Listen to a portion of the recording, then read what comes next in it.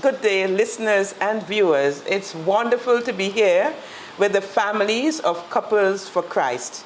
We are welcome in this wonderful home, and we are grateful that we are here to share with these couples their own experience of Christmas preparation, and how they live this experience in their families. I'm Ruthina Victor, and it's always my joy to meet with couples because I know the value and the power and the grace that God gives to any nation with marriages and couples striving for the Holy Family of Nazareth. So I want to welcome all of you. In fact, we need to ask the country head to welcome all of us and to speak a bit on just what has been happening by way of Couples for Christ. Good night to all. My name is Bobby Williams, and my beautiful wife Indra, Morris and Laurelie, our kids. I just want to say Couples for Christ has been the best thing that happened to my life. The beauty of love, family, the values that is shared among the couples, and also we have the handmaids. This journey has been a wonderful journey. The experience, for me personally, it has transformed my life, and I just would like to encourage all to stay connected. Family is all we have. There is a lot of other things out there that will distract us, but without the family, our nation, our world is nothing. So I just want to implore, please, family, family, family. Keep the family together. Thank you very much. Thank you. Sound like Joseph. Thank you for that introduction. And Indra, would you like to add anything to what husband has said? Yes, I just want to say it's been awesome being in the ministry. I've found a lot of friends who I can call now family. And even for my personal family at home here, with our two children, we can see the joy just talking about CSC that it brings to all of us, the excitement, what's happening next. Yeah. And I think that's something that all families should strive to do. Find that place and that comfort within each other where you comfortably feel free to talk to each other about anything, especially about Christ, who is the reason for all and everything we do. Wonderful, wonderful. I know the Couples for Christ has been in existence for a while. I'm sure we have all suffered as a result of the COVID, but certainly you would have had some activities that kept you together. Would you like to just share anything that you may have done, that really caused the movement to stay alive? Is there anyone else that would like to share, or if you'd like to enjoy, you can do so? I will say for us, being the leaders, as with anything else, after a while people get tired of doing the same thing over and over. But for Couples for Christ, although you have those down moments, the up ones encourage you more. Feel that there is a need to continue. When we see the joy that we've brought to our families, when we see how we were able to assist in mending broken marriages, where we were able to help a poor, where we were able to just be there for each other. Because we have, as I said, we have our down days, and it's so good to know that when you're in that valley, that you have someone you can call to say, help me. And you know for a fact that that person is going to be there. And those are the people that we found within the ministry who give of themselves, just to ensure that we're kept going spiritually and growing in love for God. And that journey spiritually for me, it has transformed my life. I know growing up, yes, you wanted to be with God, you know that God existed. But the time that we spend reading the Bible, dissecting the Bible, the joy it brings when every time you read it, you say, I read that times ago and it's only impacting me now, compared to a time before when you just rattled it through because mommy and daddy said you had to do it. Right. But no, as parents, I see the need for us to encourage our children to keep that faith, keep that level of spirituality going, because That's all we're there for. That's what keeps us going, Wonderful. the family. Yes, so listeners and viewers, as I said, in case you've just joined us, we are here with some members of the Couples for Christ who have been existing for a couple of years now. 10 years. 10 years. Congratulations. And we see that it's being weeded. And, you know, eventually when you sift something, you see what happens, you know. So we don't know, but God is doing his work in his own way in our lives. Amen. So the important reason for us being here is to speak of Christmas, you know, as we have lived it, as we have experienced it, and what we are passing on in our families.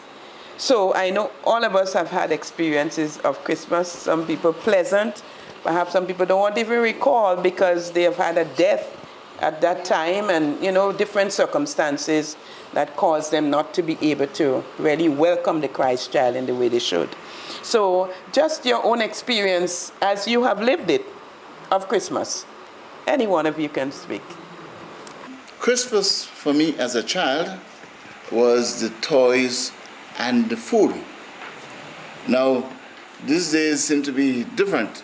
When I look at Christmas now, I wonder what will happen in the future.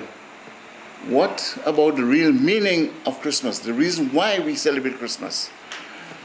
Yesterday, I traveled from St. George's to St. Patrick's Hotels.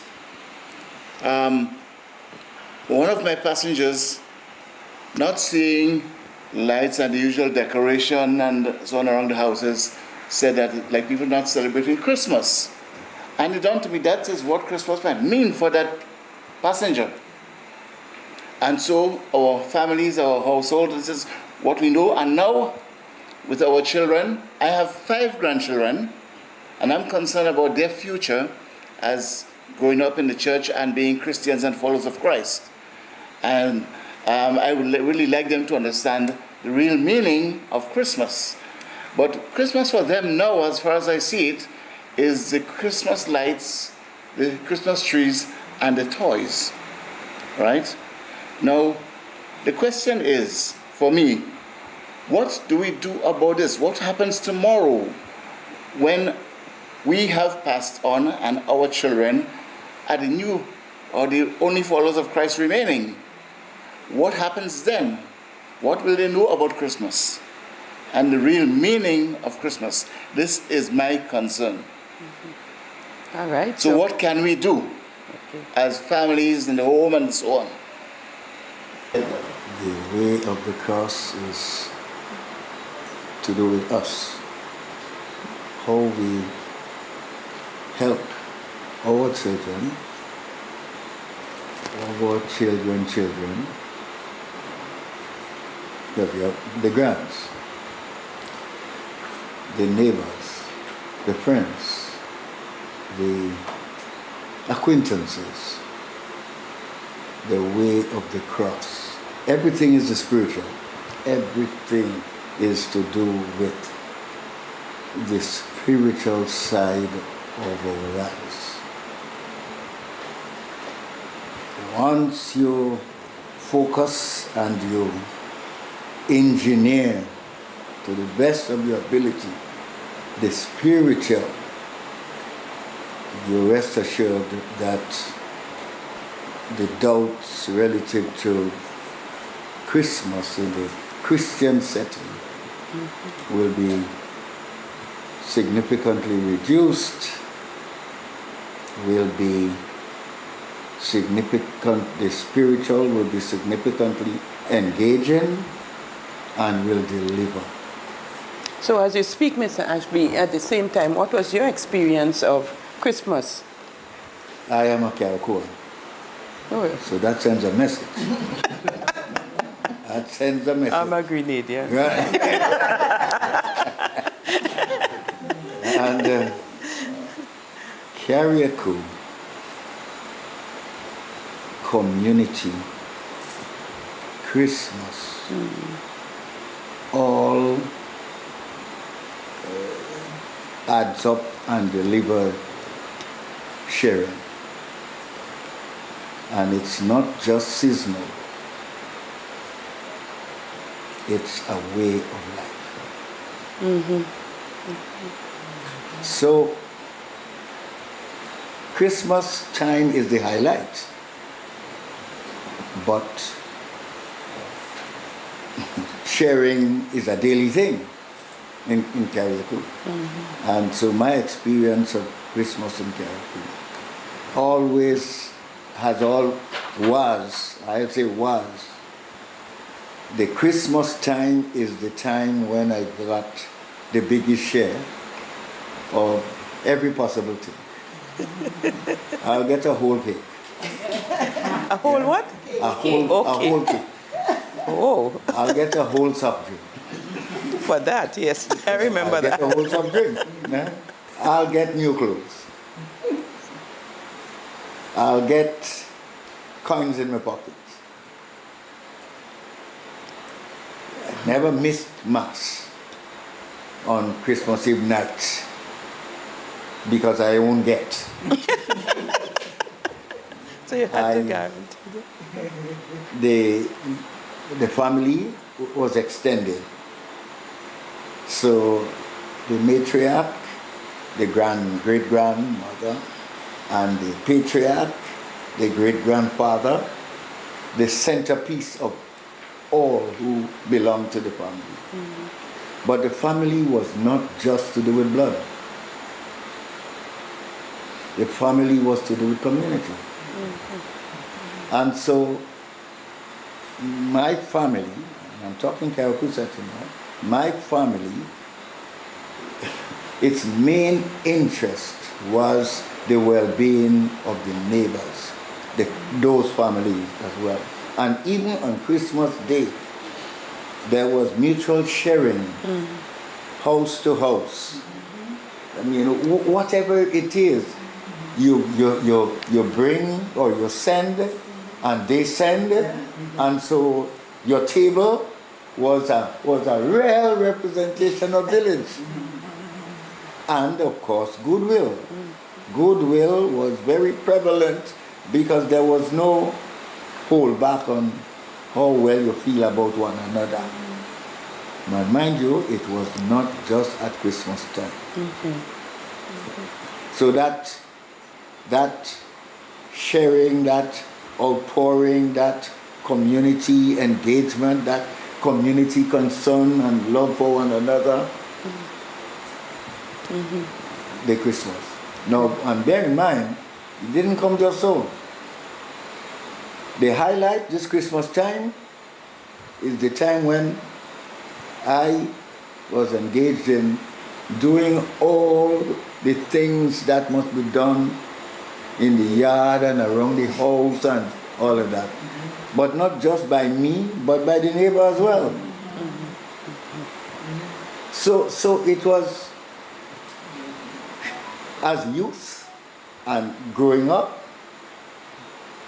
I couldn't escape well-being for one another. Wonderful. Couldn't escape. So, and I'm in Grenada, but that has been transferred. Great. Yes, anybody else would like to share? Lilith from Victoria up there.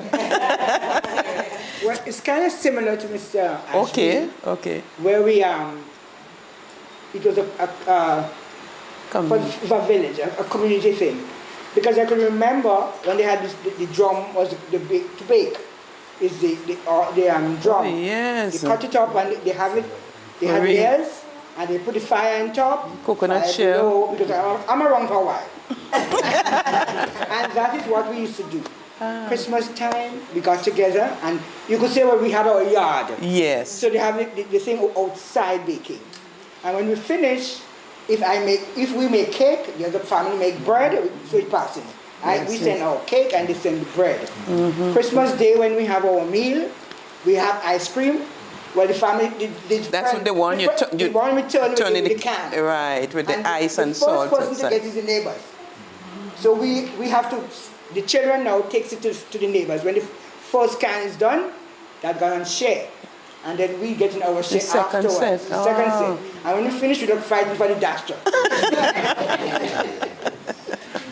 So So, it was really a joy. And of course, you get ready for church in the midnight. You spend the whole day fixing the house and making it look good, smelling new. And then you get ready for church. So you must go to your midnight mass. We did the novena, as we said earlier on. We go to the novena early morning, that crisp feel in the morning. It's nothing like it. Crisp. As a child, I have to leave the bed, but you get used to it. And when you don't do it, you miss it. Yes. So that, we grew up with that. As a matter of fact, we used to have the Christmas play at some time. And at one time, I represented Mary. Yes. And I was so taken up with that thing. Hear me when I'm coming from the church. Oh Lord, look at you actually see in the sky coming, and everybody saying you're going crazy. No, I said, because it meant so much. The whole story was because we performed it there. I was Mary, Joseph, and all kind of thing, and we actually see the family. It was really impressive, and it made a real sting. So I grew up really loving my church and going to church regularly, and my family used to go to. Not that I understood everything, because we didn't have, it was Latin in those days. We did it in Latin. And up to now I could remember my Latin. Yeah? You'd have to teach me some. Because when they sing the Oh Father and so, I could do it in Latin. Wonderful, yes. So we did everything in Latin. But they have the English on the side. But it wasn't as now where you really delved into the Bible now, so we could understand what's happening. But it was a really nice time. I enjoyed growing up in those days. And you love Christmas still. And I love Christmas still. I'm getting old now because I said, nah, I didn't have energy again. To do all the kind of things that you used to do. Yes, Kizzy, could you tell us your experience? The youngest among us? Yeah, I think so. And this is the Clarence family, Kizzy, my lovely wife, and two beautiful daughters, Eva and Alifa. Right. So, good night, everyone. Yes. So, I remembered as a child, and even now, the children can't understand how is it that as a child there were no gifts underneath the tree. And I keep telling them, we didn't have any gifts underneath the tree. You got your money. You went to town. I'm from St. Andrews. You went to Grenville. Mommy took us to Grenville one day, and we bought what we wanted. There was no gifts underneath the tree. And then they would ask, so Mommy, who wrapping the presents? And I was like, there was no wrapping of presents. You bought your stuff. If you want to open it right away, it was your choice. Sometimes you leave it in the package. You admire it for a while. Christmas Day, open it. By the time Boxing Day, a dolly food come out. If you remember the dolly that was crying, right? And it was one present you got, and now it's very different. We have a tree and there are presents, and it's just letting them remember and reminding them that it's not about the presents. That we try to make Christmas as nice as it can for them because we're trying to make good memories, but it's about Jesus Christ.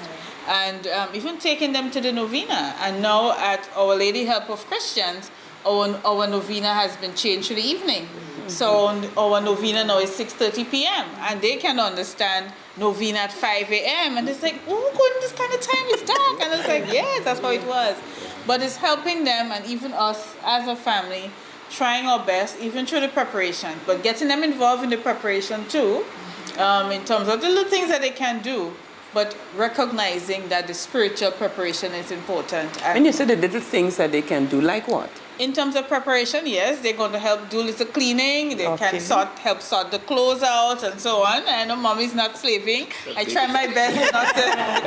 I try my best to not get into too much heavy work because as a child, oh my God, we know what it was like. You work. That yard had to be shining. There wouldn't be a blade of grass on that ground. Yes. And having to clean the cabinets and taking out that shower curtain or that bed sheet the night, Christmas Eve night, because you want it fresh. And that crispiness, oh my gosh. But no, we don't do that again. So you don't take down all the curtains and everybody could see through the house when they pass? No.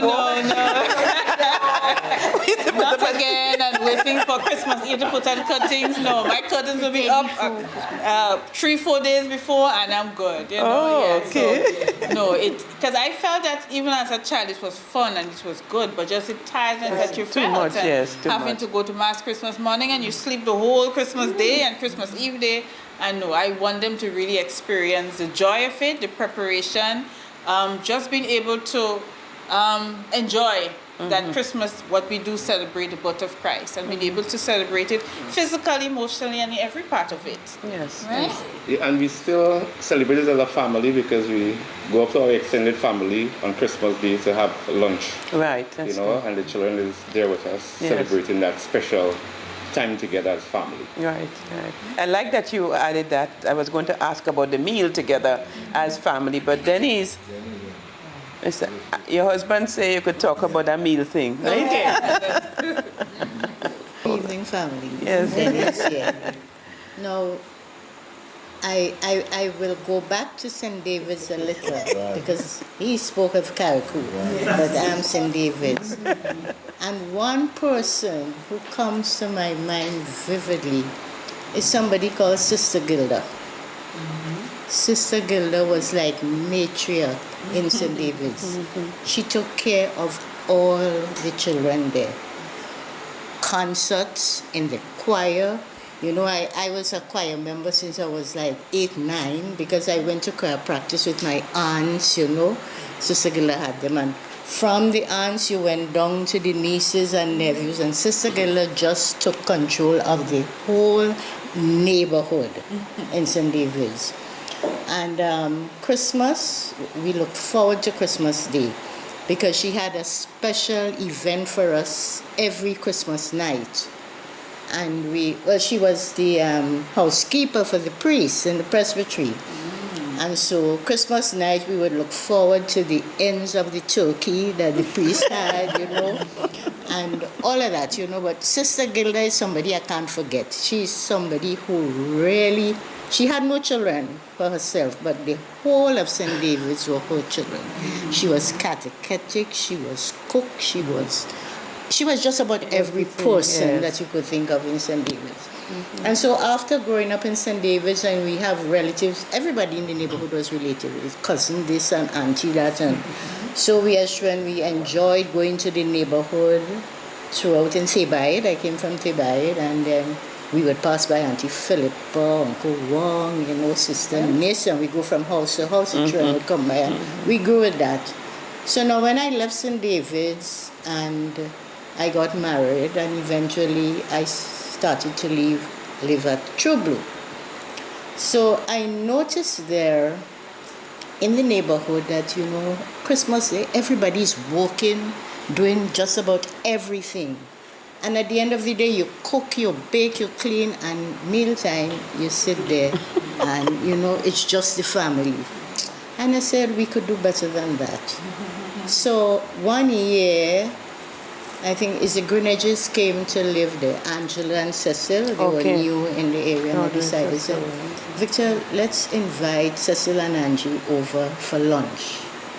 And then our next door neighbor was the Griffiths. And so I said, well, we can't invite them and not invite the Griffiths. So I know there were the Josephs there, but they would have relatives coming. So then we started, and the 3 families met and said, they asked what to bring. I said, just come. If you want to bring something, you bring something. Because I followed Sister Gilda, and I was in the kitchen, and I did everything. And so we had the 3 families. And January, sometime after, one of the neighbors came and said, well, we saw you all had big fete here, and we weren't invited. So I said, well, no, you see, you have your relatives come in, so we thought we just alone, and then the neighbors, they were alone, so let's bring the 2 families together. And I said, okay, well, next year we'll see what we would do. And it was 1999, and now it was 2000, and I said, you know what it is? I called a meeting of all the wives from the different couples there. And I said, we have to do something, rather than everybody just cook, and you sit in your little corner and you have, I say, let us come together and plan for Christmas. So all the wives in the area, we met, and we decided, you're going to prepare this dish, and you do that. We decided our menu, and we came together. And from that year, 2000, we started having the neighborhoods come. and they would come. We would eat on Christmas Day. We would have the leftovers for Boxing Day. They coming back again? And they come back. And if Boxing Day was a Sunday, then you have Monday. And they would come, and we started. That was more than swallowship. Yeah. Oh, yes. And so we decided from this house, then we'll go to another home the next year. And so we planned it and we moved from house to house. The children enjoyed it because they had the special, and I am a person that I tend to look after children first, so the children was well attended to, they have their little quarters and they organized. And your house was turned into free for all, and they stayed for the whole day. Late in the night, they would go. And that went on for a number of years until the children started. No, even before COVID, when the children started to become older, teenagers, some of the families started to say, the children are getting tired of this indoor, they want a little change, and whatnot. And so gradually one or two families pulled, because the children want to go here and there. And then we went right back down to just the two families, Angie and and so it sort of died, but I wish that could come back because it's something we look forward to, and everybody, I remember at home on a Friday, I would bake. Well, I used to bake. Once I started home with the children, I stayed home. I started making cakes and so, and I would send to the school, so I could bring in something. Okay. Right? On a Friday, I wouldn't bake to send out this. So on a Friday, I would need 5 pounds of flour and make bread, loaves, and I would send the children to every neighbor with a package. You bring hot bread. All the neighbors in there, I would get a and I would make 5 pounds of flour and make fry bakes, and I would call them and say, fry bakes.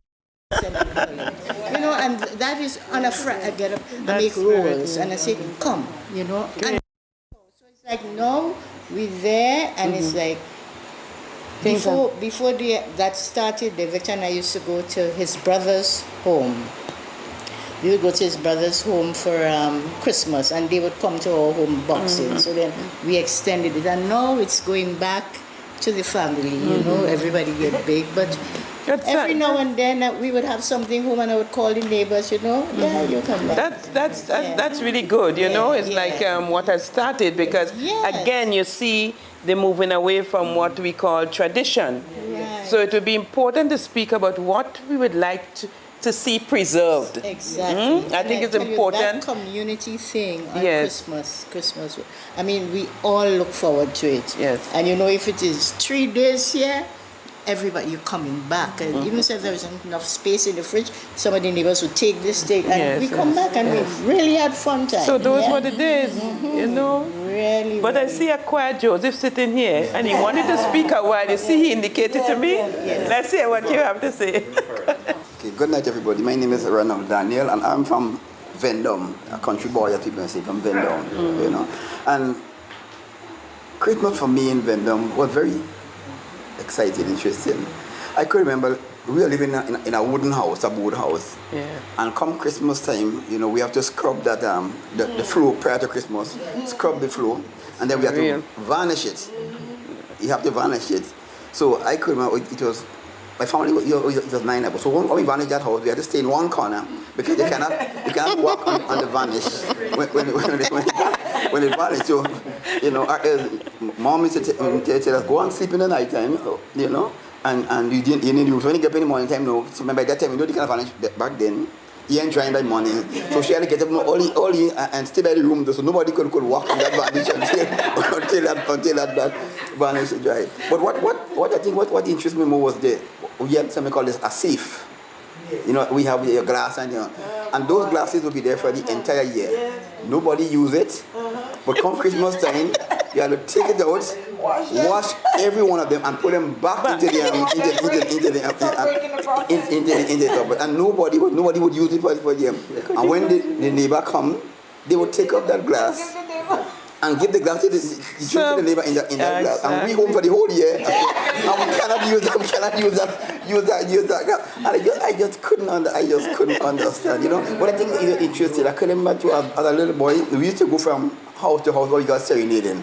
We take a bucket and pan and we going from house to house we made the guitars. We didn't the guitar, but bucket and pan and whatever we had. Bottle, and we go from house to house and we singing, we singing. But I have something I want to share. I could even call one Christmas. It was a very sad Christmas for me. I could have been about 7 or 6 years, 8 years behind. And my mom I heard it mentioned here, they give me money to go to town, they buy my gift. And I bought a water gun, like a plastic water gun. And that was Christmas Eve. And I pushed that gun so much that by Christmas the gun spoiled. So when Christmas morning I cried all day. I had no choice because the gun spoiled. The water gun spoiled Christmas Eve. And I could never forget. I had a very sad Christmas and I cried for the whole time because I had no choice. I remember that. But that's still in me. But I also think to as a child in the Vietnam was a small community, and one thing I could recall clearly that Christmas morning, even the guys when they come from the party, they would end up in the church. They would end up in the earth, and we always used to admire them come. So they come to church period, they come for the whole year, but come Christmas morning, wherever they come from, they find themselves in church Christmas morning. So and I think Mickey asked the question about what we could do. I think as parents here, I think whatever we have from our parents in the past, I think we should try to pass it on to our children, because Christmas is quickly, it's losing its meaning. It's quickly. I think for me, there's too much of the commercial, the thing. People tend to forget about the real meaning of Christmas, the Christ. I think we need to instill that into our children, and into our community as well. To bring back the family thing. I think maybe just go now, as I said, we cook Christmas Day, and every food just stay in your house Christmas Day. Nobody go by nobody all the things. So I think what we probably need to do as probably is to, before Christmas, we could come together as a group. I'm saying, okay, if you have 3-4 days for Christmas, maybe we would do it by maybe a day, and let's all of us assembly by one person. And we have the children, and we just have fun, because I think that is what the children would remember. Because somebody mentioned when we would have passed from here, the children would have something that they have to go by, and if we don't give them that thing, then Christmas, will be a thing, a real Ghana. But I also want to say too, in the community where I live at Vietnam, it's little boys, I can remember that we used to make with pankwai. You do look at walk in the clean up the yard when the bottle looking by the sweet drink bottles, we have to wash it all those sweet drink bottles. And they get a little $2, and that was a big thing for us. Yeah. But if you go by 5-6 person and you get $2, like $10, and in them times $10 for Christmas. A lot of money. A lot of money. So we used to look forward for that to make a pankwai. And without a competition, because it's who could get to the person first, because when we get it, you tell me this person passed already, everything.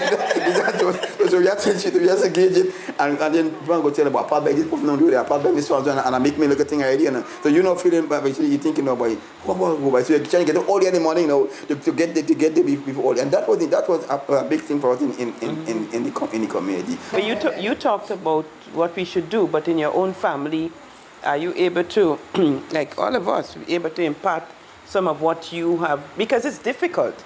You can say what you want. We're living in a very different time. The family is eroding. We have people becoming more individualistic. People in their metaverse, as they call it, you're in your own world. And how do you, it's not as easy as we're saying it, but you mentioned very important, a way of life. It's not just a seasonal something, but it is climax when we come for this Christmas time. So I really want to suggest that we encourage those signs that speak. As we see, we have the Advent, Advent wreath, we have the creche, which I hope families would have. If you talk about bring Christ back into Christmas, that the fathers and so on construct your little thing. You don't have to be any artificial thing that you buy, and work together to create the figures of Jesus and baby Jesus and the Mary and Joseph and so on, and the shepherds, however you want to put it. But all of this is like, a good suggestion that the family can be engaged in, because the church offers it as our spiritual family. But in every home, we should have, you see you have the crucifix there, you have an image of the Virgin Mary. You go to a home and it's a Catholic home. So all of these are signs that we have to restore, not just as just to look at it, but how we live our lives. So, yes, Denise? Christmas time, the Christmas tree goes up. The children puts up the Christmas tree. So sometime after, because we didn't used to bother with Christmas tree, but the children like the Christmas tree. And once they realized, well, the Christmas tree is for bringing the birth of Jesus, it came to being in our home that the Christmas tree went up on the 21st of November, because the 21st of November is my birth date. So the Christmas tree goes up on the 21st of November, and they take it down on the 17th of January. Because the 17th of January is the father's birthday. Oh, okay. And since then, as they grow, when our birthdays come around, we don't have to worry about a thing. Because, somebody is going to get up and do something, They know mommy born 3 a.m. in the morning. So before I wake up in the morning, I would hear them in the kitchen busy preparing, Yeah? I don't know what time it's born, but they will do for themselves.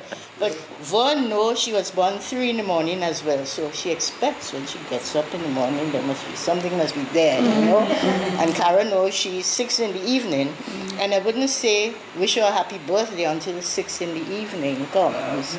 And Junior is 10 in the morning, so he knows wherever he is, it's still 10. So this is something, and it's from the Christmas and the birth of Jesus, that they relate it with our birth. But I didn't hear you all say anything about the ham that we used to boil outside in the lad pan. Y'all didn't grow up with that? Oh, because they get all this frozen ham and thing now. But we used to boil the ham outside, right? That's salt ham. By the time I reach home by me, I don't know about boiled ham. Because even though I have the salt ham, I don't boil my salt ham. You bake it? I bake it. Really? I bake it. You get it. And, like my salt ham this year is a salt ham I got from since last year. I got about 3 hams. So what I do, I put my hams in the deep freeze. I have it a year. If I don't have it a year, then I put it early. And the ham remains in the deep freeze until now you see my anniversary is on the 21st. So the first one, it comes out of the deep freeze.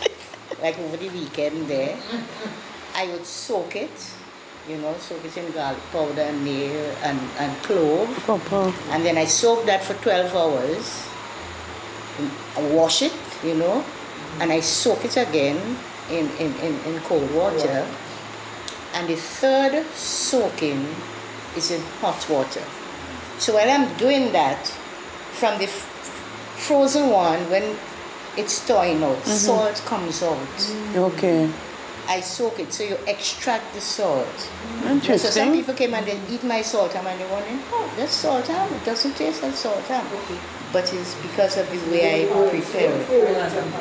And so after I bring the ham to the boil, and then I leave it there to soak overnight. So it's like the hot water is pulling out the salt. Just as if I do saltfish or smoked ring, I don't boil it. I bring it to the boil and I leave it there till it gets to room temperature, just warm, and all the salt comes out there. And then I don't throw that salt water away. I would freeze it. So if I'm cooking something, or even salt meat, I do that.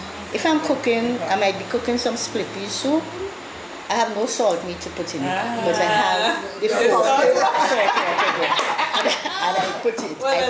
So they get the flavor. And you have the flavor. I've been cooking rice, cook up rice with okra and saltfish. I don't have any saltfish, but I have the salt. Oh. And you get the flavor. And you get the flavor. But this feels so good. It's like you're sitting here. I see everybody just eyes. Because I've never heard of this that way. Yeah. Tastes see why we cannot leave out the elderly. Not due respect to you. And when I bake the ham, I would sugar it, brown sugar, wrap it in foil, place it in a baking tin, and place that baking tin in another baking tin with water. My goodness. And so you would, at the end of the day, all the salt you'd see in the first tin have all the salty water there. And you taste my ham. You better make sure I get a taste of that. So, Bobby, you want to say something? Yeah, I just want to say, going back to the old, I'm from the village of Woburn. And one thing we used to look forward to is that Christmas tree. I need to bring in Uncle Gary here. Because when Uncle Gary was alive, there used to be a Christmas tree lighting basically in every community. Yes, yes. So in the village of Woburn, yes, we used to have that time we look forward to where the Christmas tree would be lit by Uncle Gary. And then they will give us the little paper bag with the popcorn and the little... the treats. Nice. Like a, yes. I am hoping that some of these could come back, but I think there's a lot of people still who cannot afford a Christmas tree. Probably they will see it on TV and maybe go out to see it. But if we could bring back that in the village, I think that could help bring back the community spirit and so.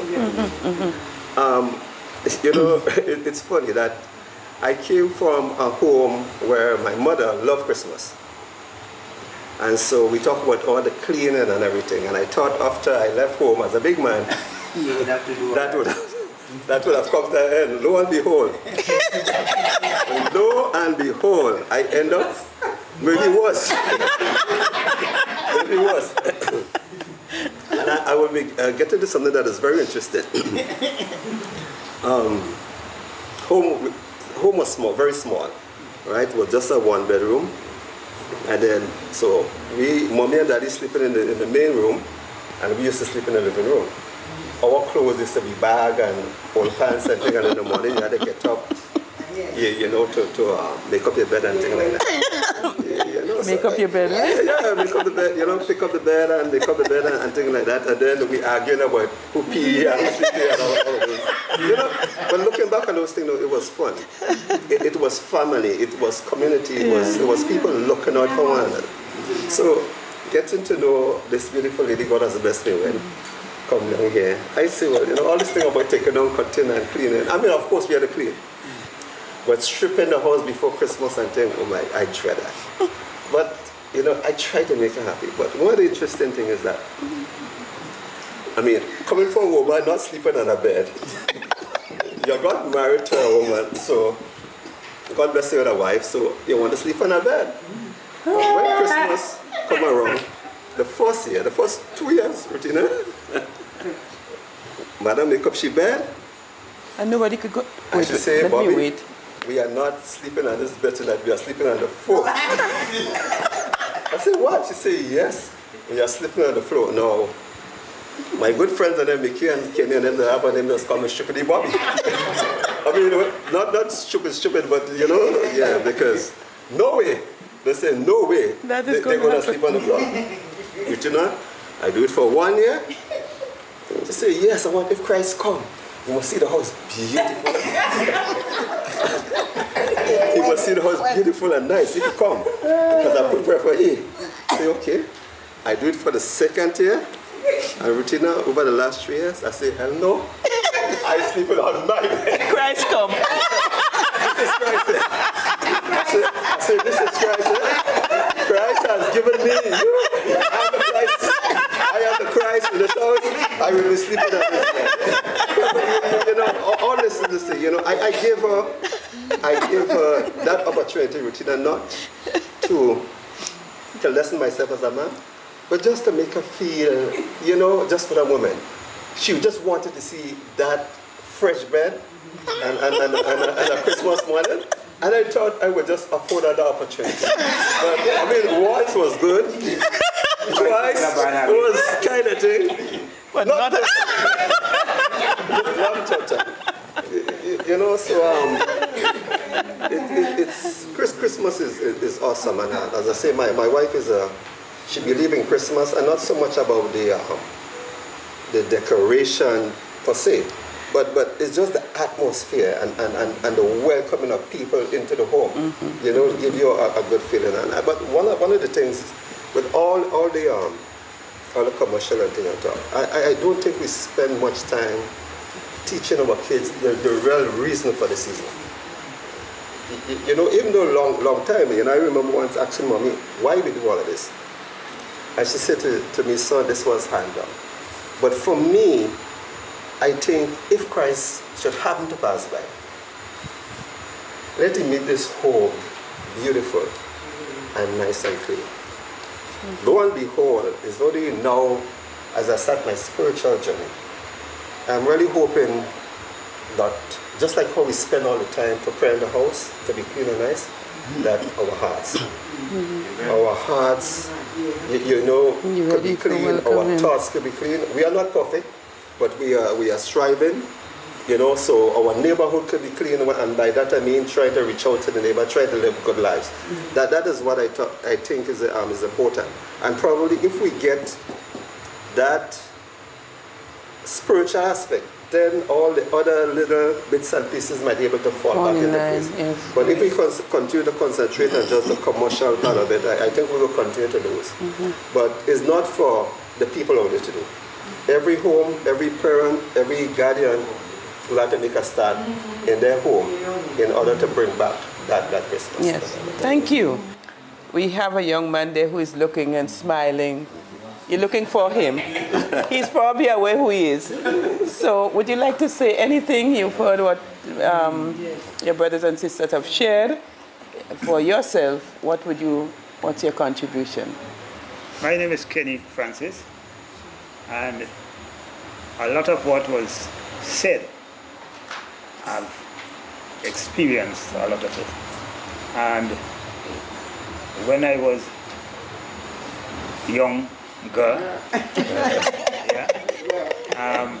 When it wasn't just at the Christmas time you have to make all this preparation, because every Friday, baking is on a Saturday.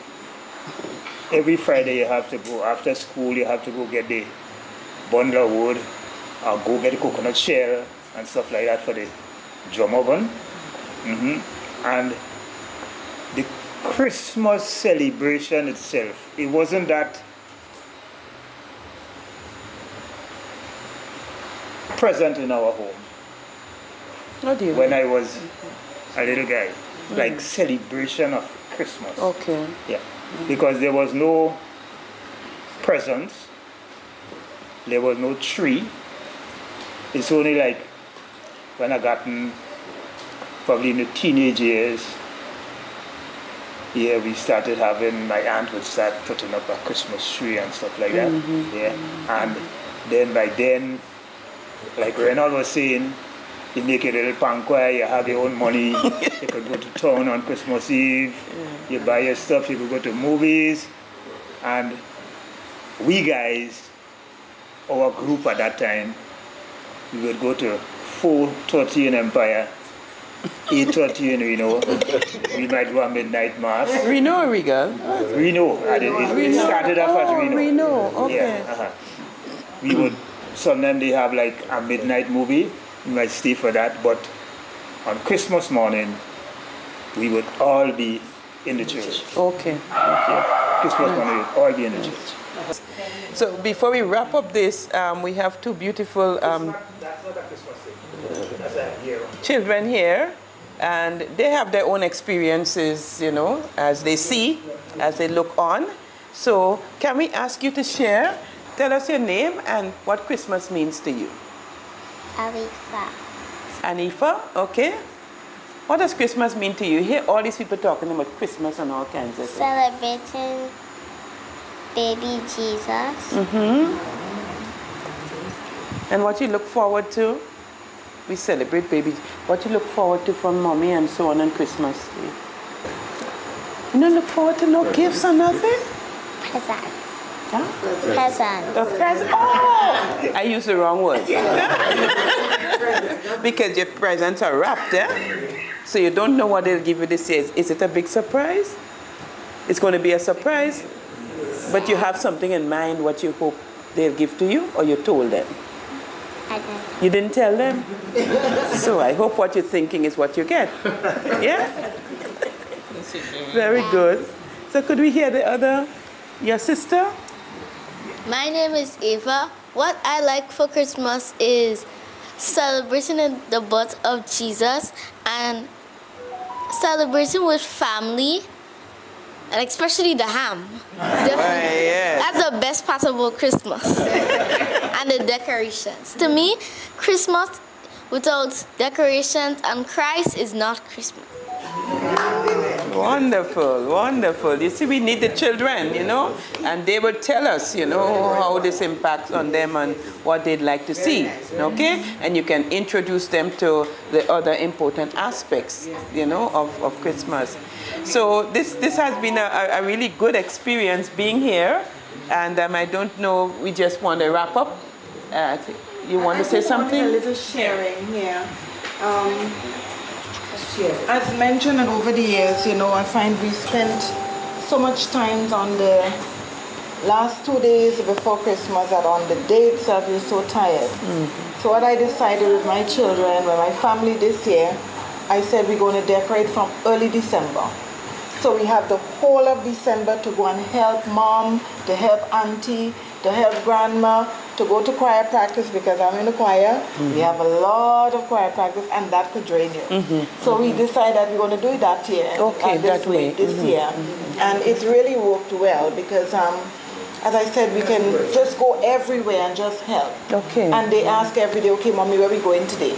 Who are we going to help today? What are we doing tomorrow? And then in the process, what we have done is come up with a menu. So we're going to have Christmas lunch together. Okay. And then in the evening, we have the karaoke and the gift exchange. And those are the highlights. So you have a plan. Yes, That's the plan. That's yes. the plan, yes. Yes, So yes. I just think, all of those little things are what would bring family together. And that's what Christmas really should be about. Christmas and the time that you spend. Because every day, people just disappear. Every moment we have, let us give God thanks and praise. And say to the people around us how much we love them. Yes. And that's my way of saying, this Christmas, I love you. Come over. But she didn't mention to you all, she do up a plan. So every day since November, I will see my phone pop up. We had cleaning today. window cleaning, and all of this. And I say, oh my God. Pop. On the phone. We did it, and I mean, it was not stressful this year. Yes, because you space it out, Yes, and you start early. Yes. Now, a song that came to me, Christmas and Love. I think I would love to hear this, as we bring this wrap, this conversation, this moment, reflecting on Christmas as we've lived it, what we see happening, the trends that is taking, and we almost on the verge of losing the essence of Christmas. But we see that there are many areas and opportunities that we have to bring this Christmas spirit, back. Not just for ourselves, but we speak of the generations. And we need to engage them because perhaps it's just, they have not seen what we have seen, So it's important, as somebody mentioned, this encounter with the Christ child, the impact that it has on our lives. It's about children, it's about family, it's about love, it's about sharing, it's about caring, it's about peace, it's about goodwill. I mean, we can go on and on, So we want to thank God for being here and to wish all of you a very, very happy Christmas with your families, that you will experience the joy of the presence of Christ in your home. Not just a far-fetched something, but people can experience this Christ living among us, Emmanuel, as he's called. Okay? So Christmas and love.